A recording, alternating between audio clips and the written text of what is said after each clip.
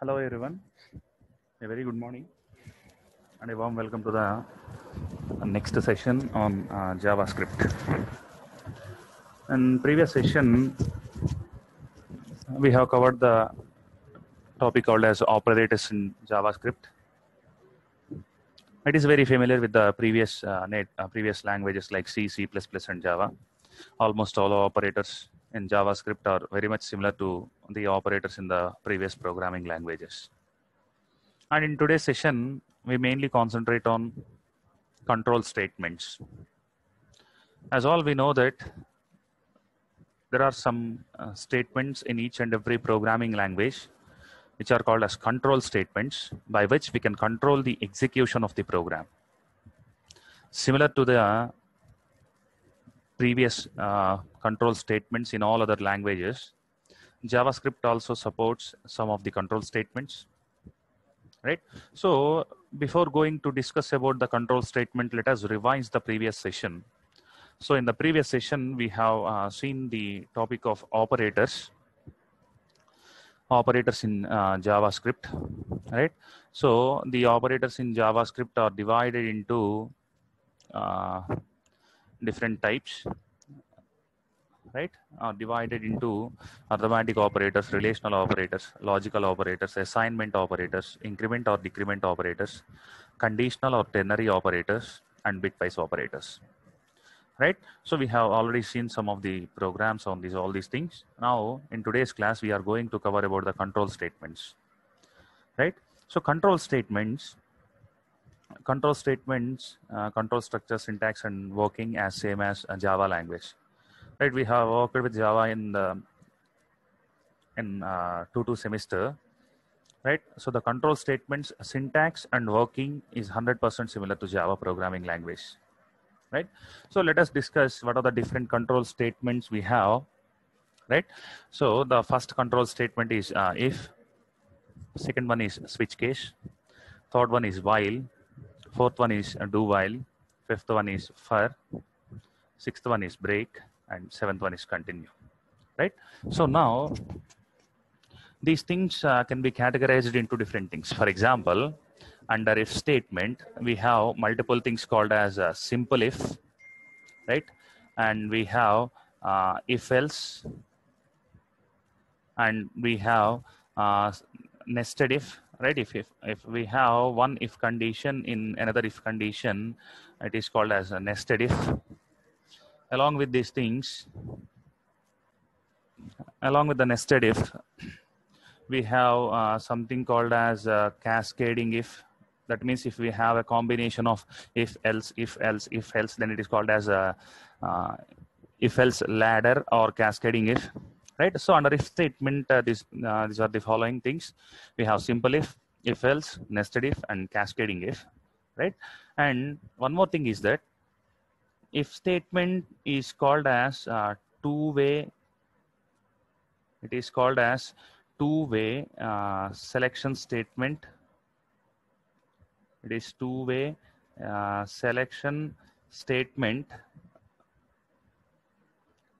or this can also be called as conditional statement.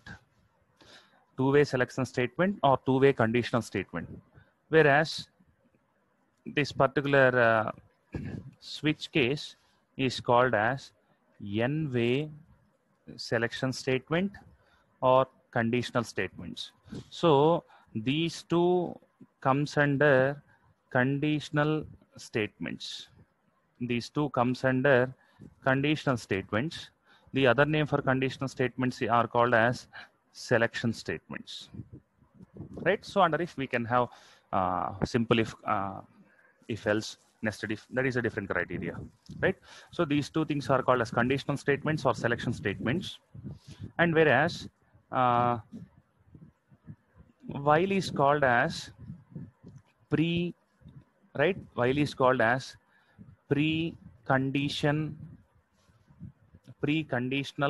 statement. At the same time, for is also called as preconditional statement, whereas do while is called as post conditional statement. I'm sorry, it is not conditional statement. It is iterational statements, or they can also be called as looping statements, right? So it is called as a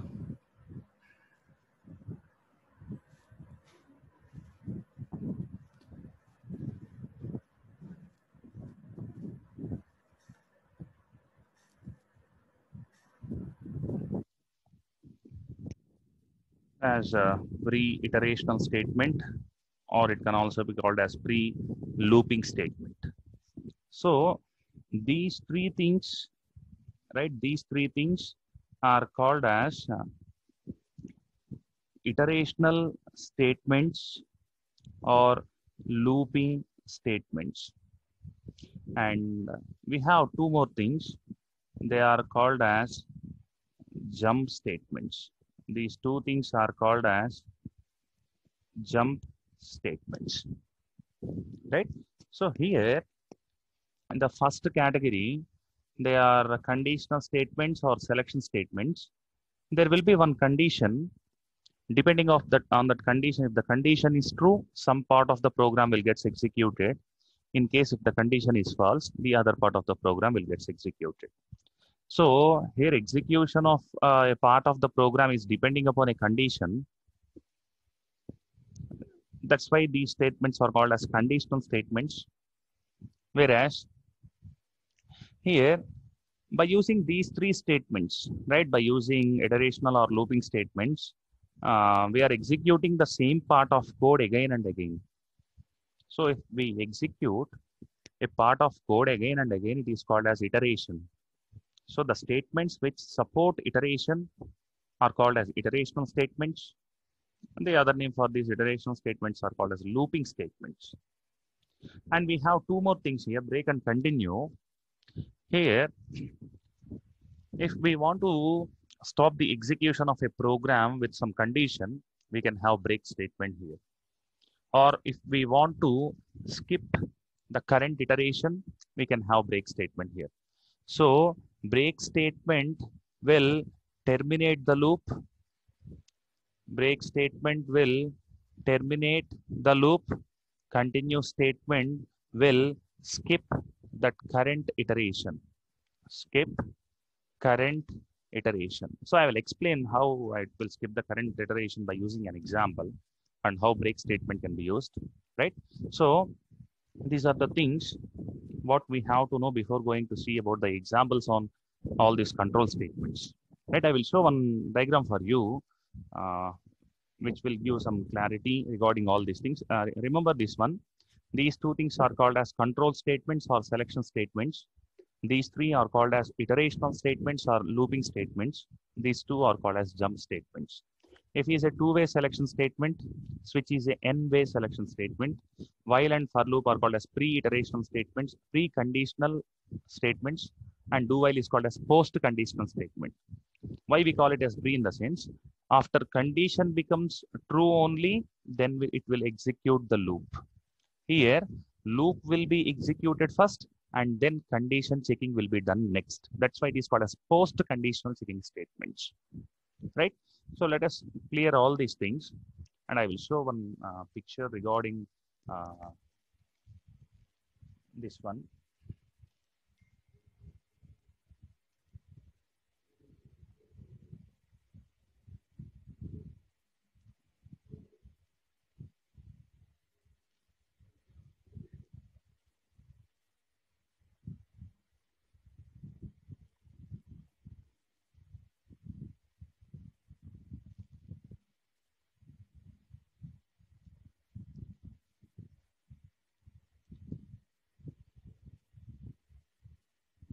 Yeah.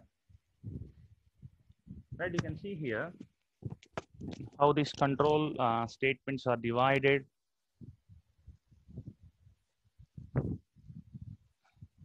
Right, you can see here how these control statements are divided in Java. Right, as we studied that the control statements in JavaScript are almost similar to the control statements in Java. That's why I have opened the control statements picture in Java. Right, so these are divided into conditional statements or iteration statements and jump statements. So the other name for this one is selection statements, looping statements, right? So other name for conditional statements is selection statements. Other name for iterational statements is looping statements. Along with that, we have a third type of control statements, which are called as jump statements, right? So under conditional statements, again, we divide these things into, right? If we have if, then it is called as two-way selection, because if the if condition is true, we execute one part. If the if condition is false, we execute another part. So there are two ways depending upon the condition.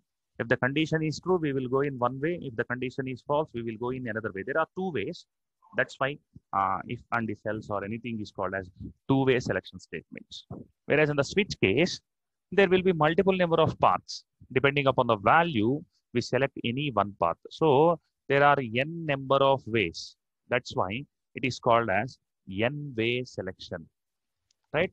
Switch case is called as n-way selection, right? As I said earlier, while we are using the while statement, condition checking will be done first, and then body of the loop will be executed next. That's why while is called as preconditional statements. The same thing for also. Whereas in the case of do while, right, where in the case of do while, body of the loop will be executed first, followed by, and next the condition checking will be done. That's why condition checking is going to be performed after the execution of the body. That's why this one do while is called as post conditional statement. And coming to the break, it will terminate the loop. It will terminate the loop. It will completely terminate the loop. Continue. It terminate the current iteration. It terminate the current iteration. So let us have a look at all these control statements in JavaScript language. Let us work with examples, and you will know how these things will work in JavaScript. So let us move to the programming window, and let us have a look at all the examples regarding if else, nested if, switch case, while, do while, for loop, break, and continue.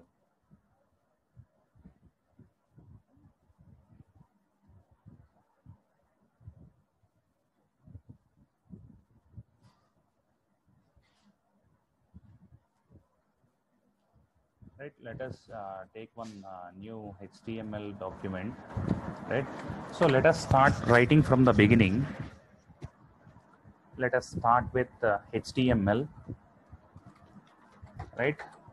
It is not case sensitive. We can use either small or capital head, and inside head and my title of web page is control statements, right? I'm closing the title tag and then closing the head tag. Now opening a body tag. So under the body tag, we are going to work with JavaScript. That's why I have included the JavaScript tag here. And I'm closing the script tag. Don't worry, I will write something in between the script tag. Closing the body tag and closing the HTML tag. So this will be the structure of the program, what I am going to write. And within the script tag, right, within the script tag, I want to use some control statements in JavaScript, right? So for example, let us start using if condition here, right? So if I want to define a variable, I want to check the value of the variable, whether it is greater than 10, I want to print the value is greater than 10. Whether it is not greater than 10, I want to print it is not greater than 10, right? Let us change something here. Let us take one variable and initialize that variable with a value. If the value is greater than 0, then mention that the given value is positive. In case if the value is not greater than 0, then mention the value is negative. So let us start with declaring a variable here. So in JavaScript, if we want to define a variable, we use the keyword called as var, and let us assume my variable name is s equal to, I'm going to assign some value called as 10 to s. Now I'm going to check the condition, if condition. So within the condition, if s greater than 0, if s greater than 0, right, then it has to print the given number is a positive number. In case if the given number is greater than 0, then it has to print the given number is a positive number. So let us print that on the output screen.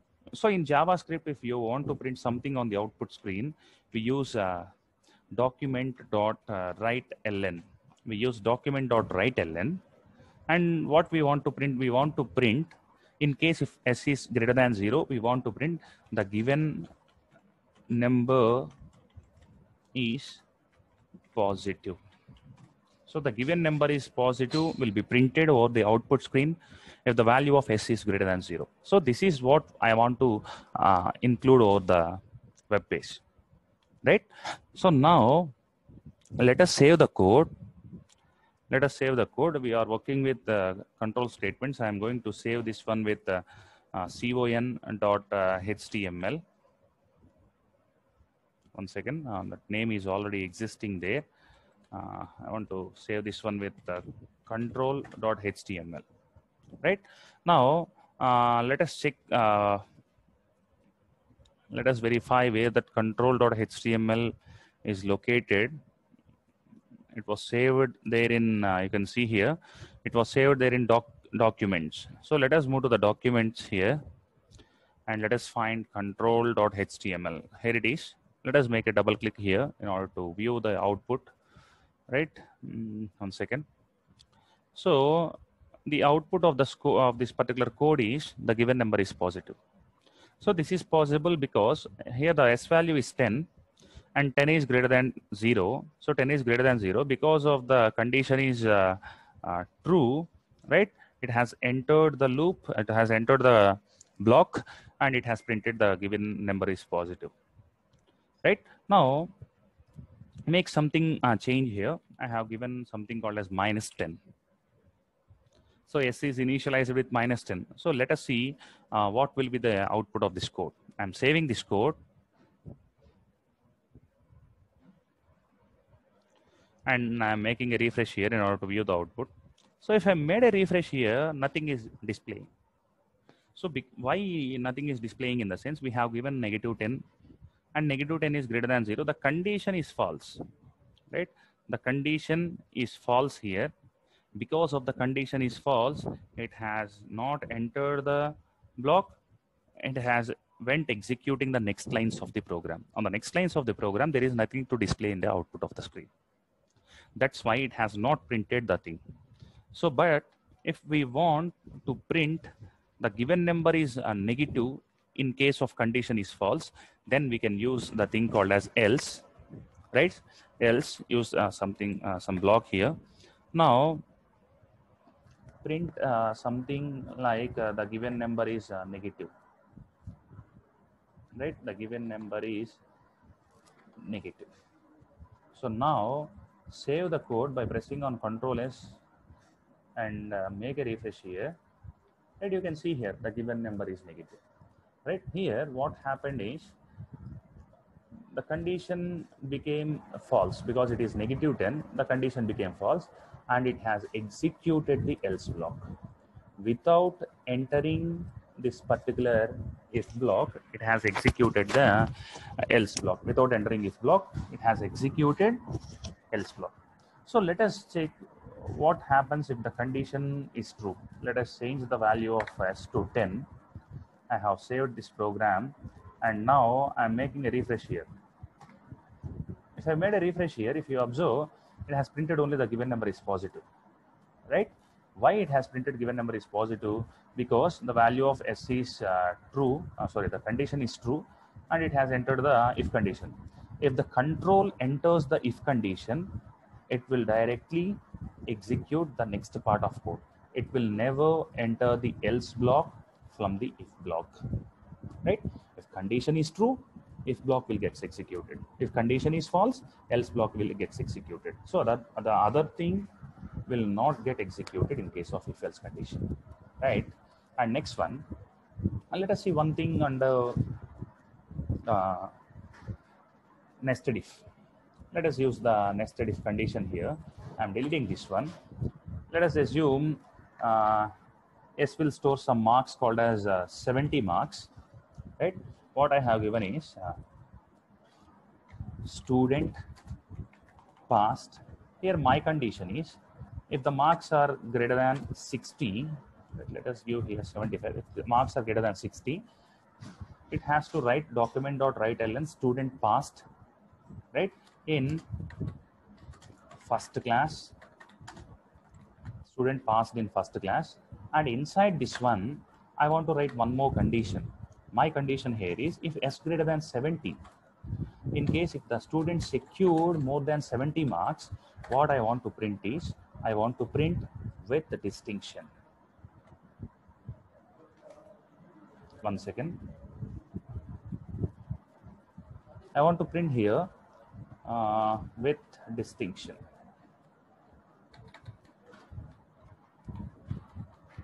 With the distinction. So what happens here is, if the students secure 60 marks, then this particular statement will get printed.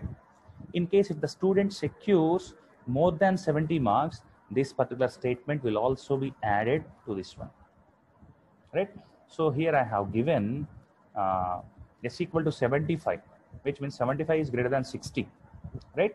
So in case, let us save the code first and make a refresh here. Let us observe the output here. So if you make a refresh here, you got student passed in first class with a distinction. So this is possible because the value is 75, it is greater than 60, it is greater than 70. So both the conditions are true. First, this one is true, that's why it has printed student has passed with in first class. And this one is true, that's why it has printed with the distinction at the end of the first statement, right? Now you can observe there are two statements, two if conditions. One if condition is in another if condition. This concept is called as nested if. I think you have already worked on this one, right? Nested if condition. Now, let us assume, let us see what will happen in case if we have 45 marks, right? So I'm saving this code and I'm making a refresh here. Yes. I think it has closed. 1 second. Control.html. Now, if you observe, to make a refresh here, nothing has been displayed because the initial condition is false. 45 is not greater than 60. The condition is false. In case the condition is false, the control will never enter into the block. It will directly execute the code which is after this particular if block. And let us see what happens if we have marks called as something called as 65. Now what will happen is initially 65 is greater than 60, that's why it will print student is passed in first class, and then it will check the condition S greater than 70, that means 65 greater than 70, and the condition is false. Because of the condition is false, it will never print this with a distinction, right? Now let us save the code and observe whether it will print only passed or not. 1 second. I think I have not saved this code. Right. Now you can observe the student passed in first class. So this is how this if or if else will work, right? Now let us use the next control statement. Now the second statement is switch case, right? Right, switch case is called as multi-way selection or n-way selection. So let us delete all this code and let us start working with switch case. For example, the value of S is 1, right? How the switch case will act is we can use the keyword called as switch, right? And inside switch, we can have something called as a variable or some expression here, right? And switch consists of multiple number of cases. For example, case 1.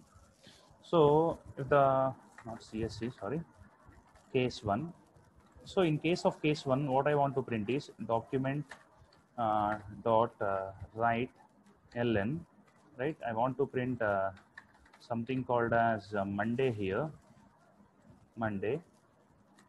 I'm just closing this one, right? In case of every case, right? In case of every case, we have to include the case with a break statement. And now write something called as case 2. Just copy it and paste it. Case 2. So if the value of given S is 2, I want to print Tuesday over the output screen. If the value of S is 3, I want to print Wednesday here. And then if the value is 4, I want to print something called as Thursday. If the value is 5, I want to print something called as Friday. And if the value is 6, I want to print Saturday. And if the value is 7, I want to print Sunday. So I want to print the weekdays when the given value is in between 1 to 7, right? So there is one thing called as a default here. What this default will do is it will print some message when the given value does not match with the above cases. Here we have represented 7 cases, case 1, case 2, case 3, and so on, case 7. If those 7 cases are not matched, this particular default statement will get executed. So document.writeln, please give numbers between 1 and 7.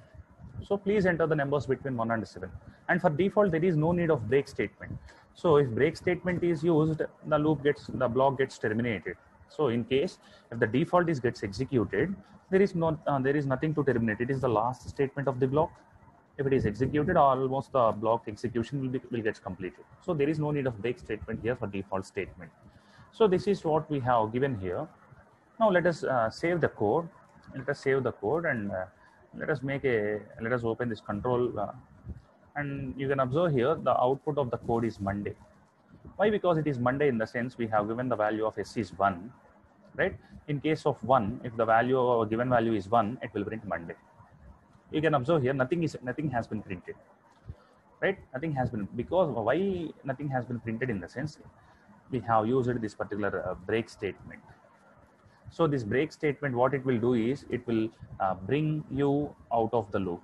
It will bring you out of the loop without executing the remaining statements in the given block. It will bring you out of the loop. That's why we have to use break statement after each and every condition. If the condition gets true, there is no need to check the other conditions, right? Let us have a look at what happens if we have something called as 5 here. Save the code for, let us check the value for 5. So in case of 5, we will get Friday over the output screen, right? Make a refresh here. You can observe here we got Friday here. And now let us verify whether if I have given something called as 89, where the case was not mentioned here. We have something called as case 1, case 2, case 3, case 4, and so on, case 7, but we don't have 89. So let us check what happens in such cases. If I make a refresh here, it has given some message called as please give numbers between 1 and 7. That means what happened in the sense is, if all these cases are not matched, this particular default case will get executed. So that is the use of default as case here. So in case no cases are matched in the switch case, the default case will get executed. So that is the use of default case here, right? So if you have something called as 4, right, it will print Thursday. Now let us check what happens if we don't have this break statement here. Let us check what will happen if we don't have this break statement here. I have saved the code and I have made a refresh. If you observe, it has printed Thursday and Friday because Thursday has been printed here, and then because the given condition is true, it will not check this condition. It will directly execute the next statements. So the next statement is Friday. After Friday, the control found there is some break statement. So it has not executed the 6th. If we delete this one, it will print the next day also. You can find here, Friday, Thursday, Friday, Sunday. But what the expected output of this program? We need only Thursday. because we don't write break statement, we don't include the break statement after each and every case, right? After each and every case, that's why it has printed Thursday, Friday, Saturday. So this is how this particular case statement will work in the program, right? Now, let us have a look at, let us move to the next type of control statements. The next type of control statements are called as iterational statements, or they can also be called as looping statements, right? So let us start working with the looping statements. Let us assume I want to print your branch name for 5 number of times. For example, I have document dot write ln function, write ln statement in order to print something on the output screen, right? If I want to print your branch name for 5 times, I can simply use document dot write ln, right? Document dot write ln for 5 more times. It will print for 5 more times. It will print CSC for 5 times over the output screen. So if I want to print 10 times, I need to write document.writeln for 10 times. If I want to print 100 times, it is very difficult to write. Not difficult, we can copy and paste it. It's not a problem, but it will increase the source lines of code. So if source lines of code has been increased, or let us assume I want to write CSC over the output screen for 20 lakh times. Let us assume how difficult it is to copy all the statements and how the program size will be. It is very difficult to assume, right? So in order to avoid all those things, we have some statements called as control statements. We can write the statement once and we can execute the statement for any number of times. So let us start the using of control statement with while. JavaScript is a case sensitive language. HTML is not case sensitive, but JavaScript is case sensitive. Where you are writing something in between the script tag, you need to be very careful. You have to use small letters in place of small and capitals in place of capitals. But in case of HTML, you can go with any of the uppercase or lowercase. But in case of JavaScript, you need to be very careful. It is because it is case sensitive. We have to use small in place of small only. Right? I'm going to write some condition here. Before writing the condition, I want to define a variable where the value of a variable is a equal to something called as 1. So now I want to write something called as while a greater than 5. If I want to print, right, if I want to print CSC for 5 number of times, I can give a greater than 5. And inside the while loop, we need to increment the value of a. We have studied the operators in JavaScript in the previous session. Right, we have something called as increment or decrement operators. So if we have plus plus, the value will get incremented by 1. Initially, if a contains 10, if we execute a plus plus, the 10 will become 11, and then if you execute it again, 11 will become 12. So this what will happen in case of increment operators. So I have taken the value of a equal to 1, and I have checking the condition a greater than or equal to 5. So if I write a greater than or equal to 5, and I am incrementing the a value each and every time by 1, so the CSC will get printed for 5 times. So let us verify by saving this code. Let us verify whether this one will work or not. Right, this is the output window. Let us make a refresh here. Just a second. I think we have made some wrong here. I'm sorry. Here we need to include a less than or equal to 5, not a greater than or equal to 5, because already a value of a is 1. If we check 1 greater than or equal to 5, the condition became in false. In case of the condition is false, it will never enter into the loop, right? So let us change the things. Let us use a less than or equal to 5, and now save the code and verify the output of this particular code. So if you observe, the CSC has been printed for 5 number of times. And if I want to print it for 50 number of times, just by giving a less than or equal to 50 and saving the program and making a refresh here, it will print CSC for 50 times.